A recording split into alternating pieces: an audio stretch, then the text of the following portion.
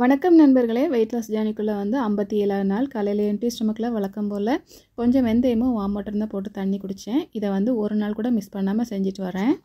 Morning பிரேக்ஃபாஸ்ட்டுக்கு ஒரு 3 வெள்ளரி பிஞ்சு கட் பண்ணி எடுத்து வச்சுருக்கேன். அதுக்கப்புறம் ஒரு கப்பு ஃபுல்லாக மாதுளம்பழம் ஜூஸு, கொஞ்சோண்டு முழு நெல்லிக்காய் ஜூஸு, அதுக்கப்புறம் வந்து இடியாப்பம் செஞ்சுருந்தேன். இடியாப்பத்துக்கு நான் வழக்கமாக ஒயிட் சுகர் தான் போட்டு சாப்பிடுவேன்.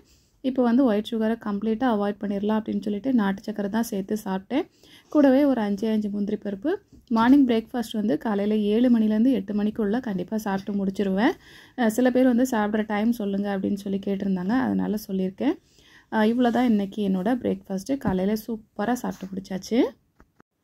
அப்புறம் மதியானம் லஞ்சுக்கு வந்து மணத்தக்காளி கீரை, பாசிப்பருப்புலாம் போட்டு ஒரு கடையல் மாதிரி செஞ்சுருந்தேன். கீரை கம்மியாக இருந்ததுனால வெறும் பருப்பு சாதம் மாதிரி தான் இருந்துச்சு.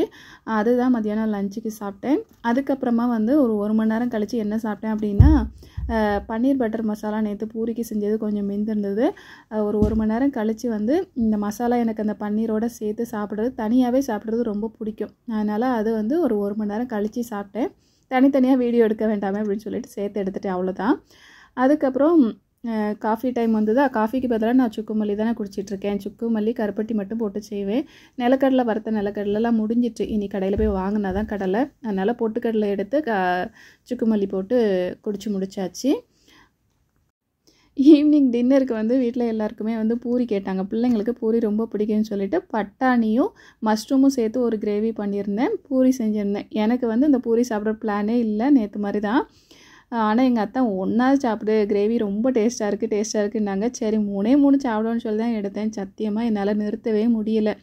10 பூரிக்கு மேலே நான் சாப்பிட்டுட்டேன். அப்போ எனக்கு வயிறெல்லாம் நிறையவே இல்லை, சாப்பிடணும் போல தான் இருந்துச்சு. ரொம்ப வெயிட் ஏறிடுமேன்னு சொல்லிட்டு தான் நான் வந்து நிப்பாட்டிட்டேன். இந்த 4 குக்கும்பர் தான் என்னோடய பிளானாக இருந்துச்சு. ஆனால் எக்ஸிக்யூட் பண்ணது வேறு.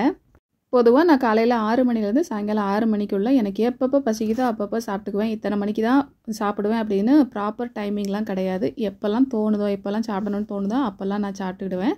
அப்புறம் வாக்கிங் வந்து நேற்று 10,000 ஸ்டெப்ஸ் கம்ப்ளீட் பண்ணிவிட்டேன். நேற்றுக்கு வாரத்தின் முதல் நாள் வெற்றிகரமாக நடந்து முடிச்சாச்சு. நேற்று எல்லாமே சூப்பராக பண்ணிட்டேன். தண்ணி மட்டும் 3 லிட்டர் குடிக்க முடியலை, 2 லிட்டர் தான் குடிச்சிருந்தேன். அதையும் போக போக இம்ப்ரூவ் பண்ணணும். அவ்வளோதான். அதுக்கப்புறம் டே 1 வந்து என்னோடய வெயிட் எவ்வளோ இருந்துச்சு அப்படின்னா, புதுசாக பார்க்குறவங்களுக்கு தெரியாது இல்லையா, அதனால் சொல்கிறேன். நவம்பர் 27 தான் என்னோடய வெயிட் லாஸ் ஜேர்னியை ஸ்டார்ட் பண்ணேன். அன்றைக்கி வந்து 65.9 kg இருந்தது. இன்றைக்கி காலையில் வெயிட் செக் பண்ணி பார்க்கும்போது 62.25. இது நேற்று வெயிட்டை விட 1/4 கிலோ குறைஞ்சிருக்கு. நேற்று வந்து 50 கிராம் ஏறி இருந்து இன்றைக்கி 1/4 கிலோ குறைஞ்சிருக்கு. இப்படி தான் கொஞ்சம் ஏறி தான் இறங்கும். வெயிட் லாஸ் பொறுமையாக தான் நடக்கும், பார்த்துக்கலாம். நாளைக்கு இன்னொரு வீடியோவில் பார்க்கலாம்.